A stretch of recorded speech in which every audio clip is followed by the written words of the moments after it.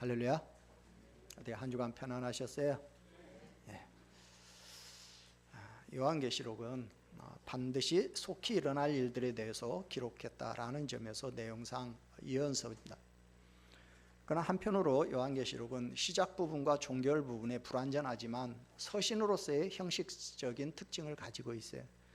그래서 요한계시록을 서신서의 구조에 따라서 구분을 하면 1장 1절부터 8절까지 이제 시작하는 부분, 그리고 22장 6절부터 21절까지 마무리하는 부분, 그 가운데가 이제 본론부로 이렇게 되어 있습니다. 이 중에 이제 우리가 오늘부터 보는 1장 9절부터 20절은요 본론부에 속하지만, 그러나 그 내용은 요한계시록을 기록하게 된 배경을 이렇게 보여주고 있어요. 그런 점에서 오늘 이 부분은 결국 요한계시록의 3중 도입부의 이렇게 도입부라고 볼 수가 있는 거죠. 요한은 요한계시록을 시작하면서 예수 그리스도의 계시다 그러면서 자기에 대해서는 전혀 말을 하지 않았어요. 그리고 자기가 왜 이 요한계시록을 기록하게 됐는가도 말을 하지 않았어요. 근데 요한은 이제야 자신에 대한 이야기를 꺼냅니다. 그리고 자기가 요한계시록의 내용을 언제 어디서 어떻게 계시를 받았고 왜 기록을 했는가 하는 것을 오늘 이제 말합니다. 먼저 요한은 자기를 이렇게 소개합니다. 9절 같이 읽습니다. 나 요한은 너희 형제요 예수의 환난과 나라와 참음에 동참하는 자라. 하나님의 말씀과 예수를 증언하였으므로 말미암아 밤모라 하는 섬에 있었더니, 요한은 자신을 너희 형제다 이렇게 소개를 합니다. 여기서 요한이 말하는 너희 형제라는 건 뭘 의미할까요? 또 하나는 예수의 환난과 나라와 참음에 동참하는 자라는 거예요. 요한이 자기를 지금 이렇게 자기를 소개하는 이유가 뭘까요?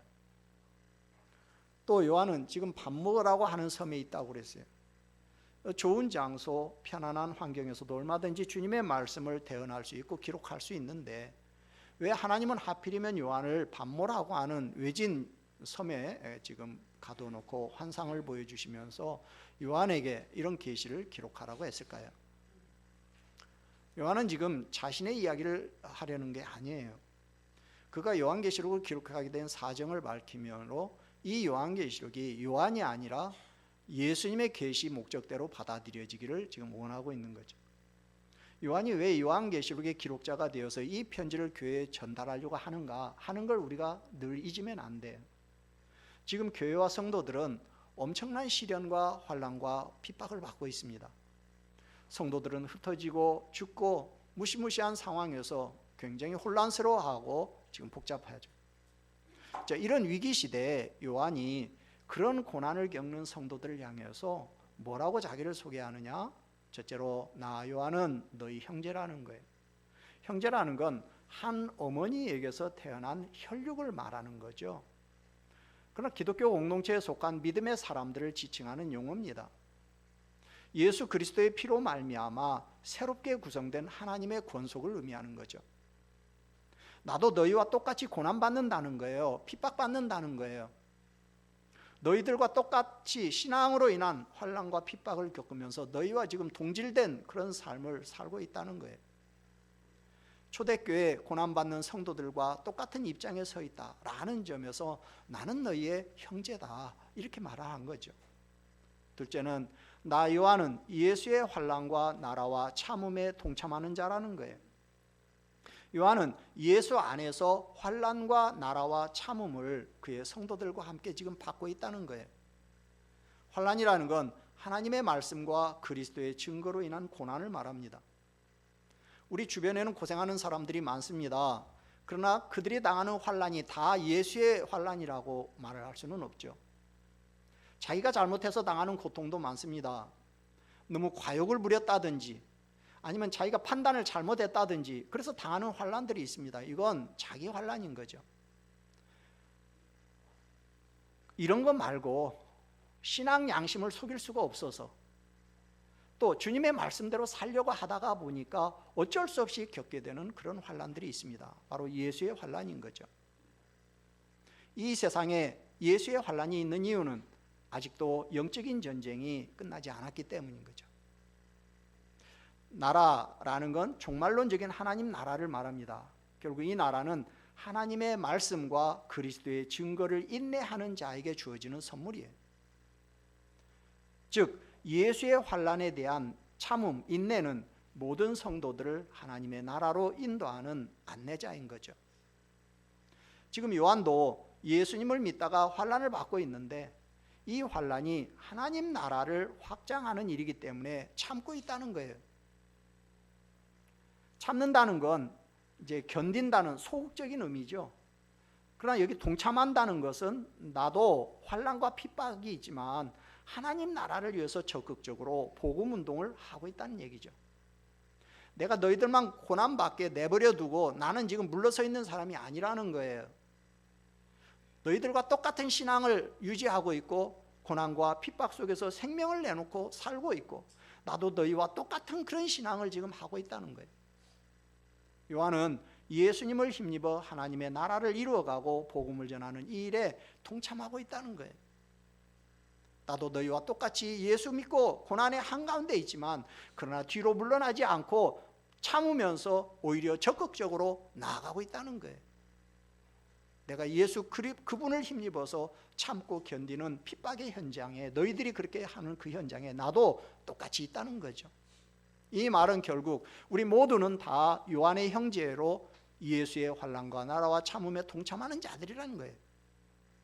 우리는 비록 고난당하는 정도나 형편은 다 다르지만 그러나 예수로 인해서 환난당한다라는 점에서는 우리는 모두 한 형제인 거예요.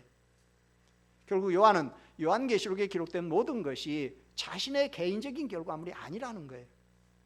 만약에 요한이 고난받고 핍박받는 성도들에게 하나님의 메시지를 기록해서 저들을 격려해야겠다 그렇게 개인적으로 마음을 먹었다면 왜 그 고도 떨어져 있는 외딴 섬 반모섬의 유배되어서 굳이 요한계시록을 기록했겠어요?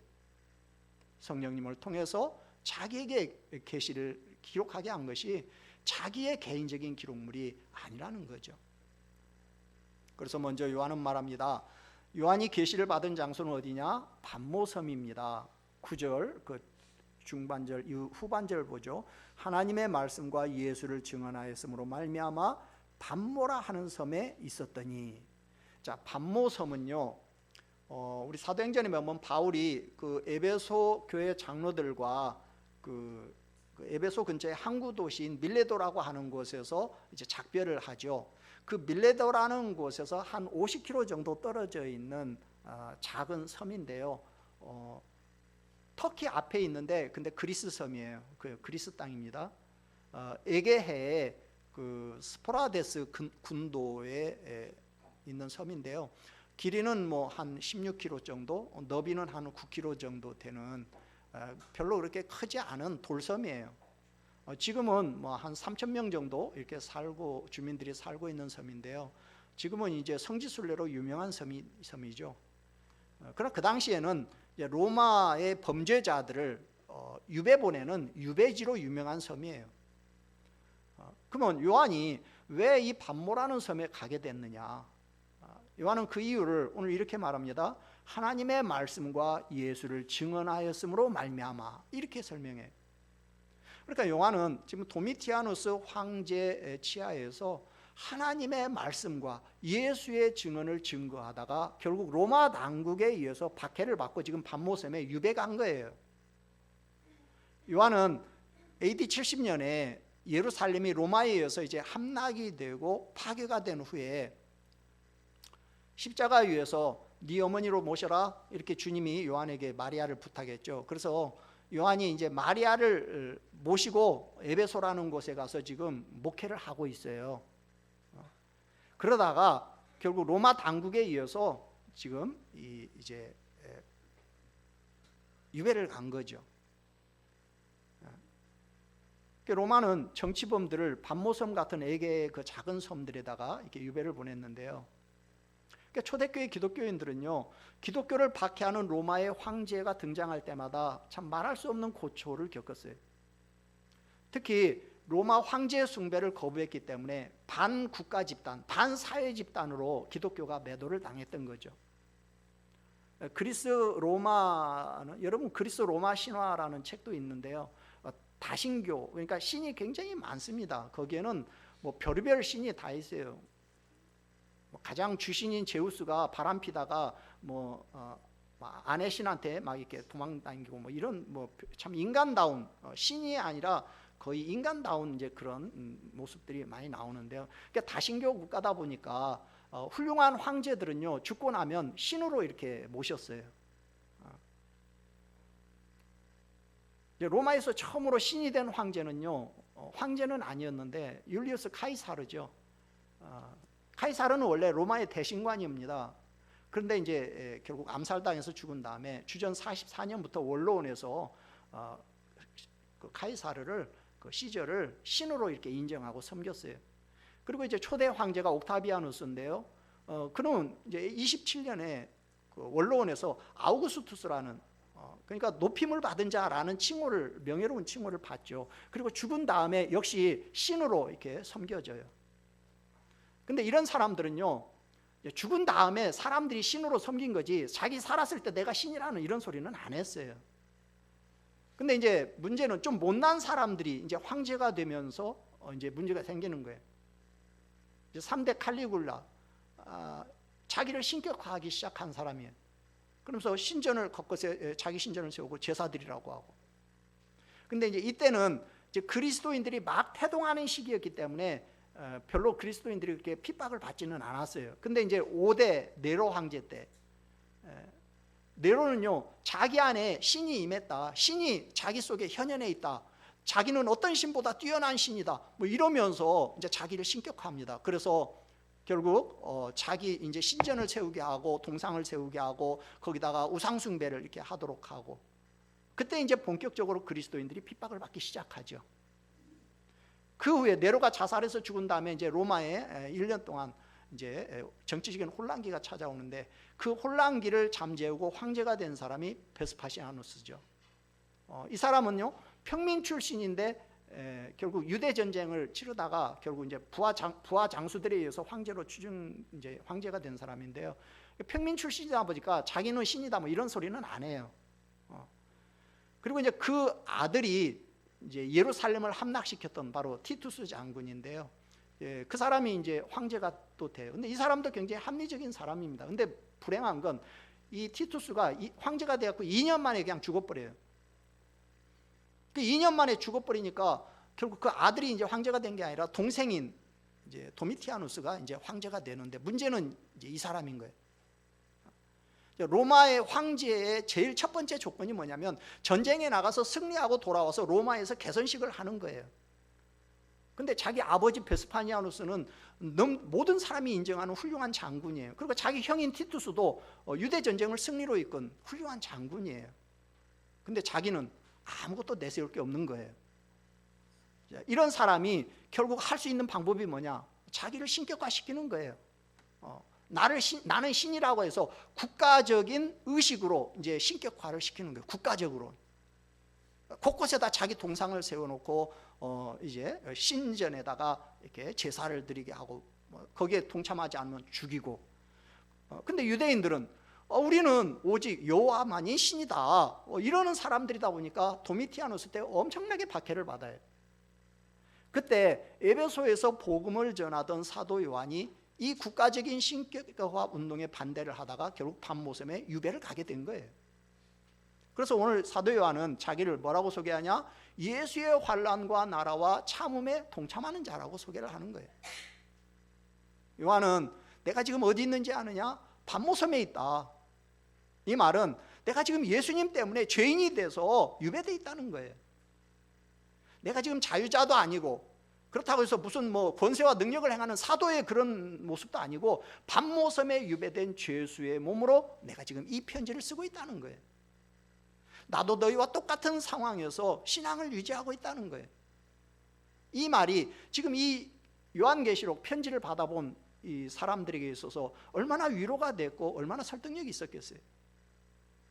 요한은 죄인의 몸으로 있는 것 같지만 사실은 하나님께서 요한을 쓰시기 위해서 1:1로 쓰시기 위해서 일부러 어떻게 보면 밤모섬에다 지금 데려다 놨다라고 봐야 하는 거죠. 하나님은 요한을 밤모섬에 가두어두시고 오직 예수님께만 주목하게 하셔서 요한계시록이라는 성경을 기록하게 하신 거예요. 이 세상에서 하나님의 말씀을 믿고 말씀대로 살려고 하면 반드시 우리가 환난을 당하게 됩니다. 이유는 예수 믿는 사람들의 소속이 안 믿는 사람들의 소속과 같지 않기 때문에, 비록 몸은 세상에 있지만 하나님의 통치를 받기 때문에 교회는 세상 나라와는 싸우고 갈등하게 돼 있어요. 성도들은 이런 치열한 영적 전쟁을 치르고 있기 때문에 싸워 이기기까지 반드시 필요한 게 뭐냐? 인내하는 거예요. 참는 거예요. 둘째로 요한이 계시를 받은 시간이 언제냐? 10절을 봅니다. 같이 보겠습니다. 주의 날에 내가 성령에 감동되어 내 뒤에서 나는 나팔 소리 같은 큰 음성을 들으니. 자, 여기 주의 날이라는 건 우리 베드로후서 3장에 나오는 이제 심판의 최후 심판의 날로서의 그런 주의 날이 아니라 예수님이 장사되었다가 부활하신 안식 후 첫날을 이야기하는 거예요. 그러니까 주의 날이라는 말은 주님께 속한 날, 주님께 바쳐진 날, 오늘날 주일을 말하는 거예요. 유대인들은 안식일, 오늘로 말하면 토요일날 예배를 드렸어요. 그런데 초대교회 성도들은 예수님의 부활을 기념해 가지고 안식 후 첫날, 그러니까 오늘날로 말하면 일요일날 모여서 예배를 드렸어요. 이렇게 주의 날은 예배하는 날이에요. 지금 우리는 그 전통을 이어받아서 우리는 주일을 거룩한 날로 지금 지키고 있는 거죠. 요한이 안식일이 아니라 주님이 부활하신 주일에 계시를 보고 환상을 받았다라는 것은 많은 의미를 우리에게 지금 말해주고 있습니다. 안식일이라는 건 단순히 쉬는 날이에요. 그냥 모든 일을 다 스톱하는 날이에요. 근데 주일은요, 복음을 위해서 적극적으로 행동하는 날이에요.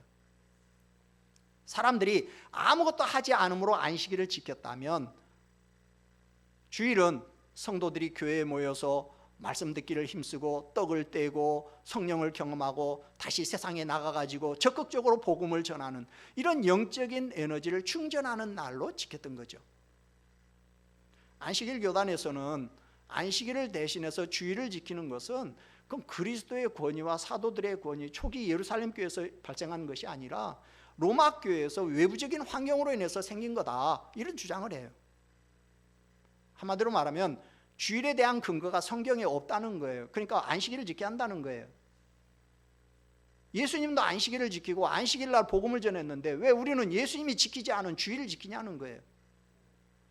이건 하나님이 주일에 적극적으로 복음을 전파하고 하나님 나라 운동에 역사하신 증거인 고린도전서 6장 1, 2절, 또 사도행전 20장 7절 11절, 오늘 요한계시록 1장 10절, 이런 말씀들을 무시한 비성경적인 주장인 거죠. 예수님이 십자가에서 죽으시고 부활하심으로 구약의 안식일 개념이 신약의 주일 개념으로 승화가 된 거예요. 모든 걸 스탑하는 이 안식일 개념을 가지고는 사실 성령의 역사, 복음 전파라는 적극적인 복음 운동을 할 수가 없는 거죠. 오늘날 안식일 교회 다니는 사람들은 아침부터 일어나서 몇 발짝 내가 걸었는지 다 세야 해요. 그러면 정말 안식일 제대로 지키려면 1.8km 이상 하루에 이상 움직이면 안 돼요. 그러면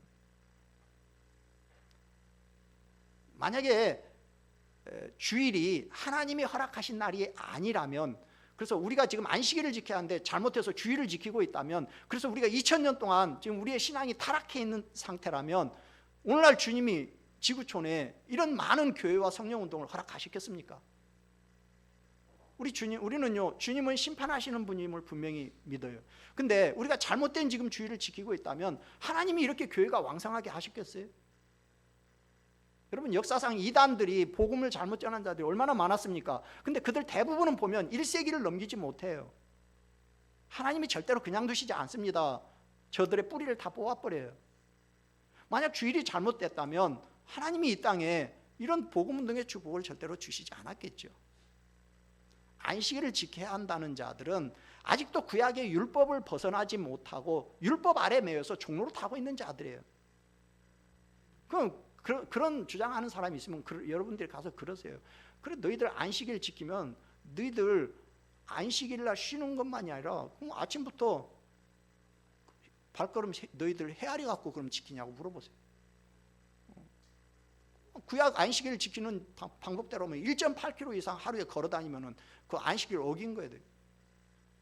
불도 켜면 안 된다고 돼 있는데.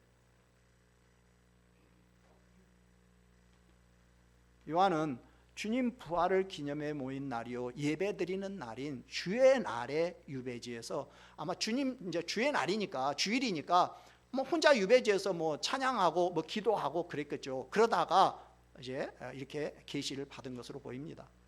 이 엄청난 하나님의 계시가 주일날 임했다라는 것을 우리는 기억해. 셋째로 요한이 계시를 받은 방법입니다. 그건요 성령의 감동되어요. 오늘 사도 요한이 환상을 본 건 성령에 감동되어 받았다 이렇게 말하고 있어요. 이 말은 베드로나 바울이 경험한 황홀경과 비슷한 상태인데 그러나 정신을 잃지 않고 자의식을 가지고 있는 상태에서를 말하는 거예요.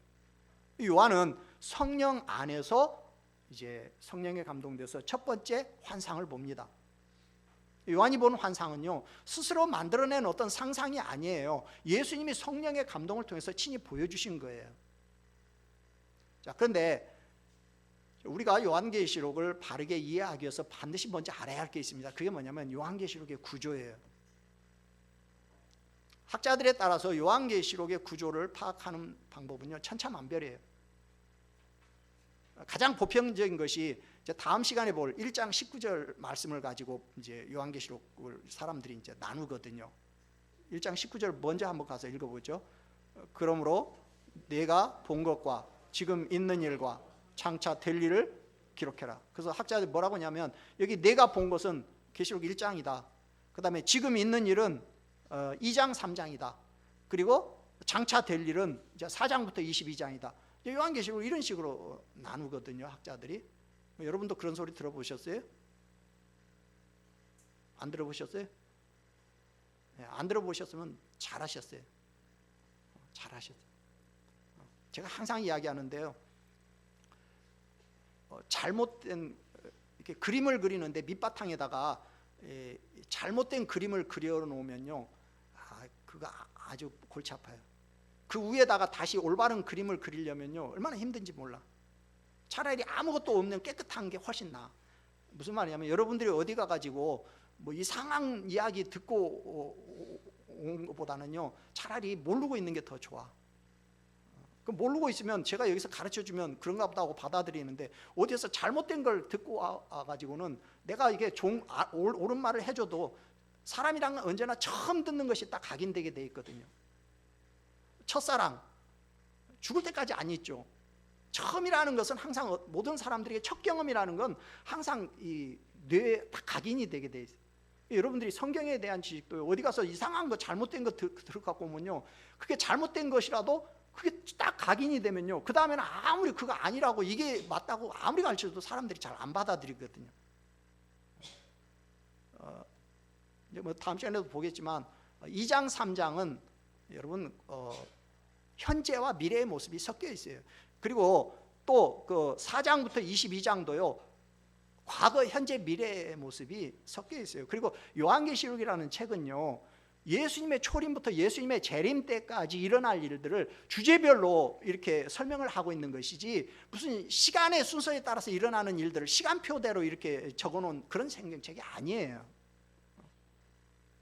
제가 요한계시록의 구조를 파악하는 방법은 오늘 제가 지금 보는 이 바로 성령에 감동되어라는 이 구절이에요. 이건 제가 만들어낸 건 아니고요 리차드 보캄이라고 하는 학자의 그 구조 분석 방법인데요 요한계시록 안에는요 엔 푸뉴마티 정확하게 번역하면요 성령 안에서 그런 말이에요. 우리는 그걸 이제 뭐 성령에 감동되어 뭐 이렇게 번역을 해놨는데 원래 말은 성령 안에서 그런 얘기예요. 이 엔 푸뉴마티라는 단어가 4번 나와요. 근데 문제는 뭐냐면 이 단어가 나올 때마다 요한이 아주 큰 환상을 보게 돼요. 자, 아주 중요한 이야기 하니까 정신 바짝 차리고 우리 빨리빨리 한번 보죠. 자, 오늘 10절을 다시 한번 보죠. 주의 날에 내가 성령에 감동되어, 그래서 뭐예요? 내 뒤에서 나는 나팔 소리 같은 큰 음성을 들으니, 그렇죠? 자, 그 뒤에 이제 뭘 보냐면 이제 7촛대, 그러니까 부활하신 주님과 함께 7촛대 환상을 봐요. 그게 이제 3장까지 가요. 이건 그러니까 여기서부터 3장까지는 뭘 말하는 거냐면 이 지상교회의 모습을 보여주고 있는 거예요. 그 다음 4장 2절을 보세요. 4장 2절. 자, 같이 읽어보죠. 내가 곧 성령에 감동되었더니 보라, 하늘의 보좌를 베풀었고 그 보좌 위에 앉으신 이가 있는데, 자, 여기 성령에 감동되었더니 했는데 여기 엠프니마티예요. 이 말과 함께 4장부터 16장까지 요한이 뭘 보느냐?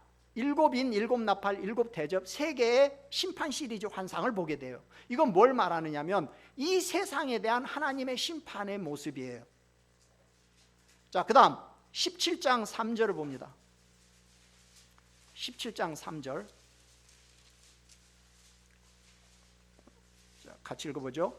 곧 성령으로 나를 데리고 광야로 가니라. 자, 이 말과 함께 이제 17장부터 20장까지 요한이 뭘 보냐면 큰 성 바벨론의 멸망 환상을 보게 돼요. 큰 성 바벨론은 뭐냐면 세상을 상징하는 거예요. 그러니까 이건 지금 뭘 말하냐면 세상에 대한 하나님의 심판의 결과를 보여주고 있는 거예요. 그 다음 21장 10절 보세요. 21장 10절 같이 읽습니다. 성령으로 나를 데리고 크고 높은 산으로 올라가 하나님께로부터 하늘에서 내려오는 거룩한 성 예루살렘을 보이니. 자, 이 성령으로 나를 데리고, 우리 성경은요, 그러니까 이게 좀 우리 성경이 잘못 번역이 된 거예요. 지금 똑같은 엔푸뉴마티인데 어디서는 성령에 감동돼요, 어디서는 성령에 감동되었더니, 어디서는 성령으로 뭐 나를 데리고. 그 이제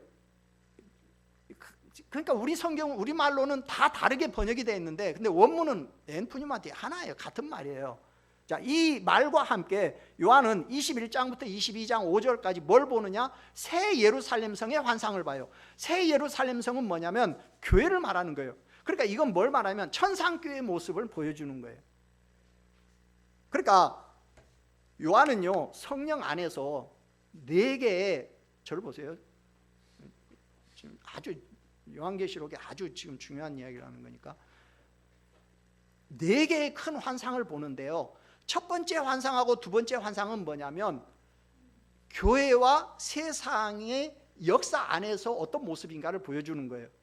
그 다음에 세 번째, 네 번째 환상은 뭐냐면 이 교회와 세상의 마지막 모습이 어떤가를 보여주고 있는 거예요.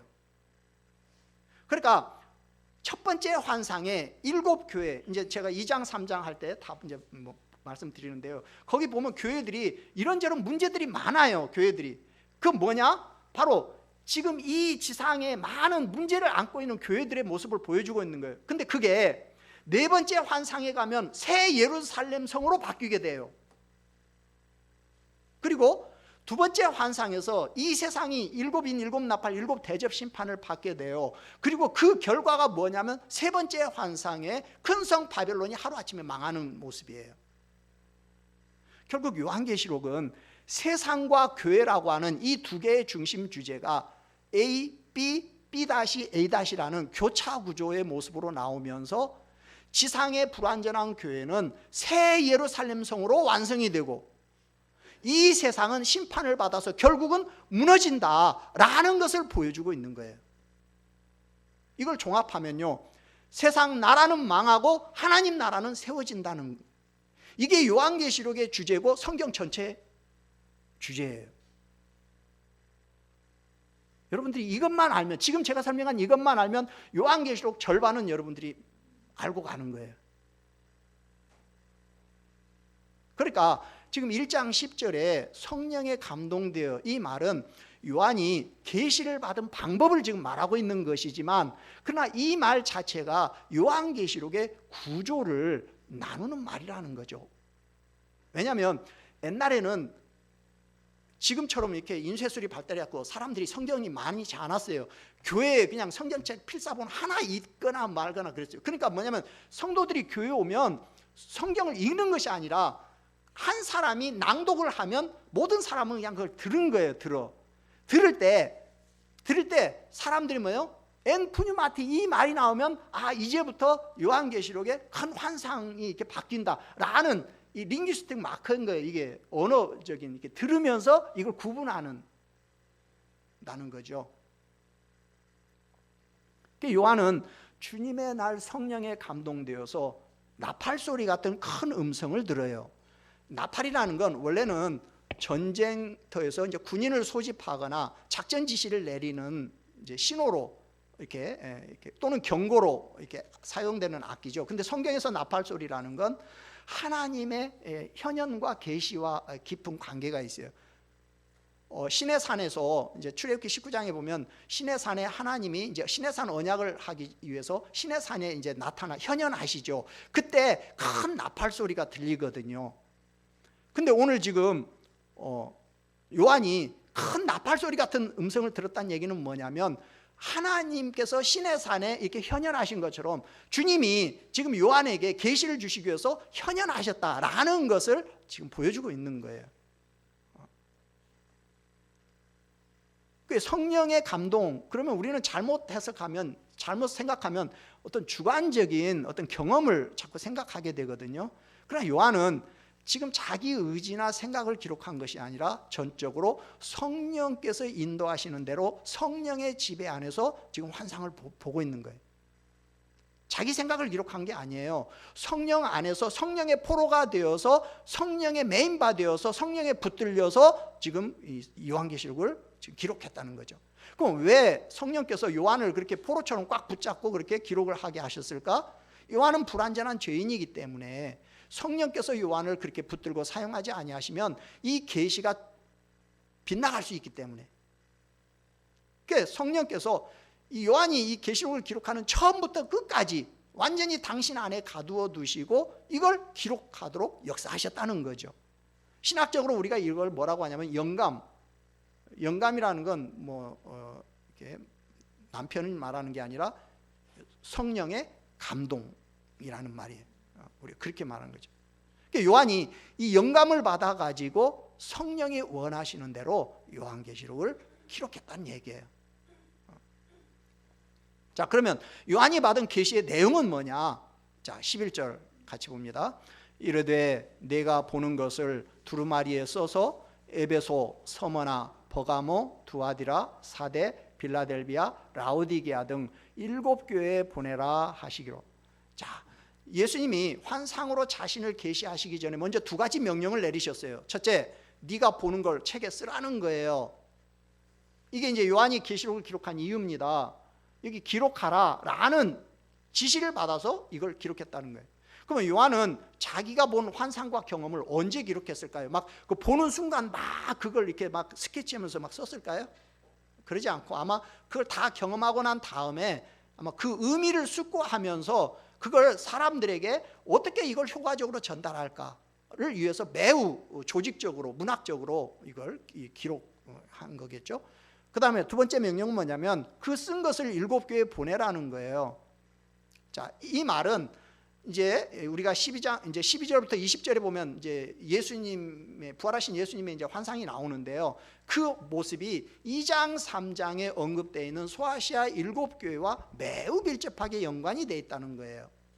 그래서 이제 다음에 확인하겠지만 이제 12절부터 20절에 나오는 예수님의 모습은요. 이제 2장 3장에 그 소아시아 7교회에 대한 경고나 교훈을 할 때 예수님이 이렇게 등장하시는 모습하고 정확하게 일치합니다. 여기 나오는 7교회는 그 당시 소아시아 지방에 있던 실제 했던 7교회예요.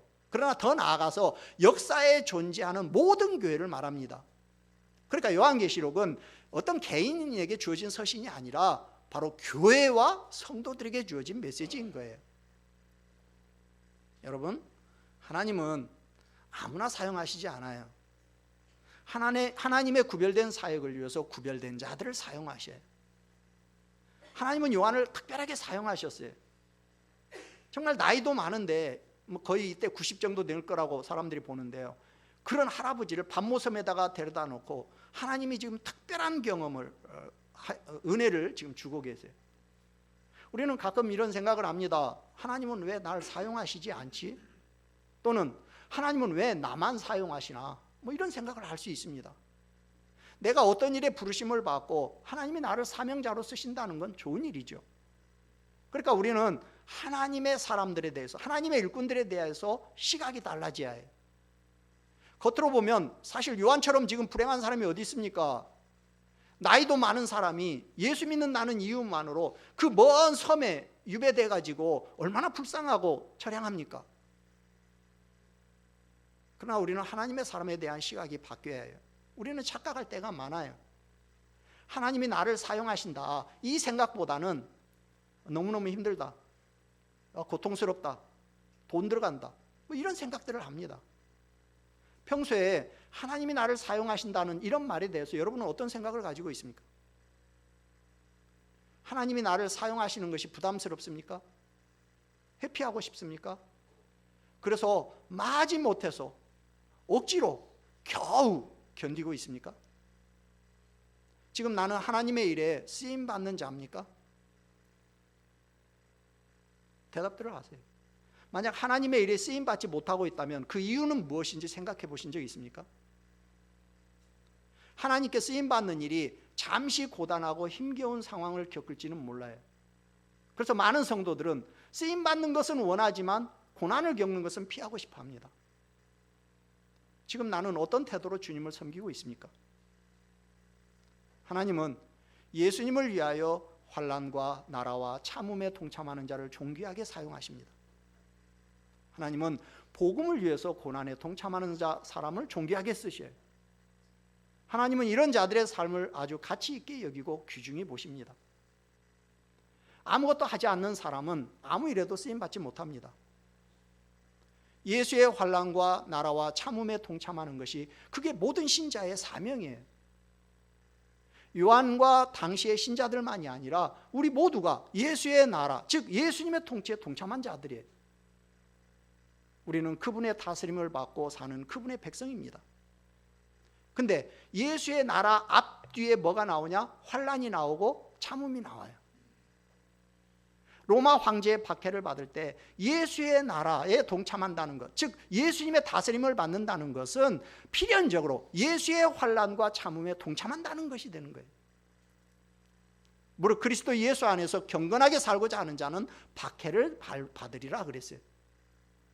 예수의 환난과 나라와 참음에 동참하는 것이 그게 주님 재림하시기 이전에 이 땅을 사는 성도들의 사명인 거예요.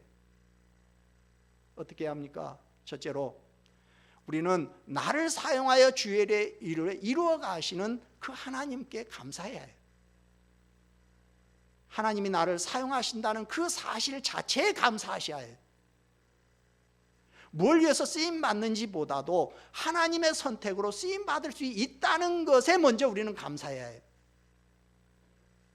내가 뭐라고 하나님이 쓰시기 위해서 나에게 건강도 주시고 물질도 돈도 주시고 여건도 허락하시고 여러분 얼마나 감사합니까? 우리가 알면 얼마나 알겠어요? 우리가 가졌으면 얼마나 가졌겠어요? 우리가 능력이 있으면 얼마나 있겠어요? 하나님이 그런 나를 사용하신다는 사실만으로도 감사하는 것이 그게 종에 마땅한 태도인 거예요. 이 감사의 태도가 없다면 내가 아직은 사명자로 시작도 못하고 있는 거예요. 하나님이 하나님의 일에 나를 쓰신다는 것만으로도 감사할 수 있기를 바랍니다. 둘째로 하나님이 나를 사용하시려는 목적을 알고 그 목적에 맞게 헌신하십시오. 나를 그냥 부르신 것이 아니에요. 반드시 목적을 가지고 부르셨어요. 목적대로 헌신하는 것이 사명대로 사는 거예요. 요한이 밤모섬에 유배돼서 성령의 감동을 받고 영계가 열려가지고 요한계시록을 기록했다? 나도 요한처럼 요한계시록을 기록했으면 좋겠다. 가끔 그런 분 생각을 할 수도 있을지 모르겠는데요. 그러나 여러분, 요한계시록을 기록하는 것은 요한 한 사람이면 족합니다.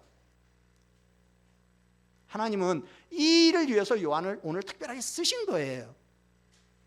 하나님은 나에게도 하나님이 쓰실 만한 이유와 목적을 가지고 나를 쓰셔요. 교회에 해야 할 일이 많습니다. 그 중에 하나님이 나에게 원하시는 것이 있어요. 그걸 찾아서 그것대로 헌신할 때 그때 내 인생이 인생다워지는 거예요. 하나님이 나를 통해서 쓰시려는 분야가 있어요. 그러면 하나님이 그 분야에 합당한 은사와 달란트를 주셔요. 반대로 그 말은 나에게 어떤 분야에 은사와 달란트가 있다? 그 이야기는 하나님이 나를 그쪽으로 쓰시기를 원하신다는 이야기인 거예요. 그 목적대로 헌신하면 돼요. 하나님이 나를 부르신 목적에 맞게 헌신하셔야 해요. 세 번째, 하나님은 나를 통해서 온 땅에 주의 나라를 이루시기를 원하셔요. 내가 보고 듣고 말하는 것을 사용하셔서 하나님의 나라를 이루어 가셔요.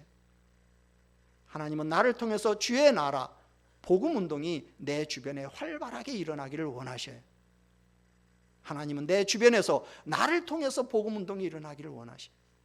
내가 주역이 되기를 원하셔요. 여러분, 주님의 모든 관심은요, 교회에 있어요.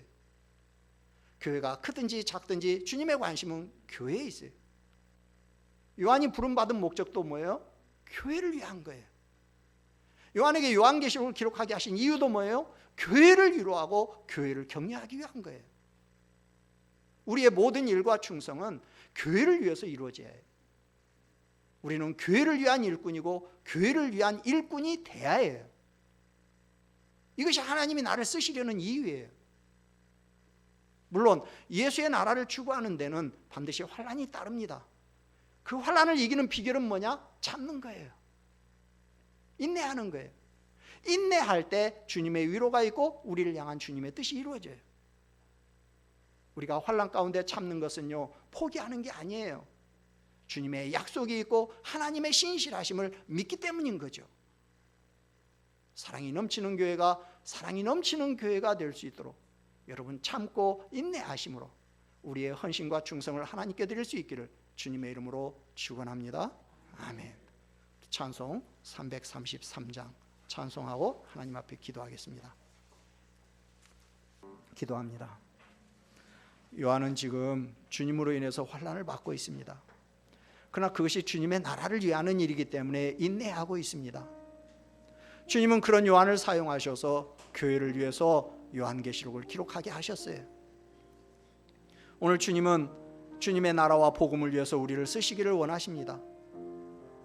여러분은 지금 주님의 부르심에 합당하게 쓰임 받고 있습니까? 하나님의 신실하심을 믿고 환난 가운데 참고 있습니까? 혹시 쓰임 받기는 원하지만 고난을 겪는 건 피하고 싶습니까? 이 시간 우리 하나님 앞에 기도하기를 원합니다. 좋으신 아버지 하나님, 은혜와 사랑을 감사합니다. 하나님, 주께서 아버지여 정말 우리 성도님들에게 은혜를 주시어서 아버지, 하나님이 나를 선택하시고 쓰시기를 원하시는 분야에 정말 내가 합당하게 하나님 앞에 쓰임을 받는 그런 아버지여 정말 주님의 도구가 되기를 원합니다. 아버지, 우리가 주님 앞에 정말 쓰임을 받을 때는 반드시 거기에 고난이 따르고 헌신이 따르는 줄 압니다. 그러나 주님, 우리가 정말 하나님의 나라가 있음을 믿고 또 하나님의 신실하심을 믿기 때문에 우리가 참고 인내하면서 아버지 정말 주님의 뜻에 우리가 헌신할 때 하나님께서 나를 들어서 정말 하나님의 나라를 세워가는 그런 귀한 사역이 이루어지고 나를 통해서 정말 이 땅에 주님의 뜻이 이루어지는 그런 아버지여 역사가 있을 줄 믿습니다. 아버지, 정말 주께서 우리 사랑하는 성도님들에게 은혜를 주시어서 2020년 정말 주님의 은혜 안에서 아버지여 정말 귀하게 쓰임을 받게 하시사 하나님, 우리의 작은 손길들이 모여서 하나님의 쓰임 받아서 정말 우리 교회가 2020년에는 더 주님 안에서 정말 사랑이 넘치는 교회로 세워져 갈 수 있도록 하나님 주께서 은혜를 더하시기를 원합니다. 나의 작은 손을 주님이 쓰신다고 하실 때 아버지여 기꺼이 정말 주님, 내가 여기 있나이다, 나를 주님에게 드릴 수 있는 그런 아버지 우리 성도님들 다 될 수 있도록 하나님 주께서 은혜를 더하여 주시옵소서. 하나님, 오늘 요한처럼 주님을 위해 환난과 나라와 참음에 동참하기를 원합니다. 요한은 90 가까운 노구를 이끌고 절의 고도에 유배된 상황에서도 뒤로 물러서지 않고 성도들과 함께 동질의 삶을 살고 있었는데 우리도 고난의 한가운데에서 뒤로 물러서지 않게 하시고 인내하게 하여 주시옵소서. 주님의 나라를 위해서 환난을 인내하는 자 주님이 쓰시는 줄로 믿습니다. 이 시대에 주님이 나를 택하신 이유가 나를 쓰시기 위함일진데 하나님 환난 속에서도 인내함으로 주님의 몸된 교회를 위해서 헌신과 충성을 드리는 우리 모두가 되게 하여 주시옵소서. 그래서 2020년 나로 말미암아 나로 인해서 사랑이 넘치는 교회가 사랑이 넘칠 수 있는 은혜를 더하여 주시옵소서. 감사하고 예수님의 이름으로 기도합나이다. 아멘. 여호와는 내게 복을 주시고 너를 지키시기를 원하며 여호와는 그의 얼굴을 내게 비추사 은혜 베푸시기를 원하며 여호와는 그 얼굴을 내게로 향하여 드사 평강 주시기를 원하노라. 아멘.